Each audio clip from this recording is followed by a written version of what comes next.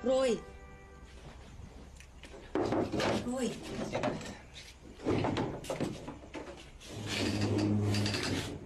Ano ka ba naman? Andun pa sa kusina yung mga hugasan mong plato, oh. Tapusin mo na yun. Nag-usap na tayo, di ba? Pinayagan na nga kita eh. Sabado at Linggo, magtatrabaho ko sa tubuhan. Pero huwag ka namang pabaya dito sa bahay. Naiintindihan mo? Opo, tita. Mahapdi ang aking mga sugat, pero singtamis naman ang katas ng tubo ang naging bunga ng aking paghihirap. Please go to your respective seats. Oh, Roy! Po, Wala pa ba parents mo?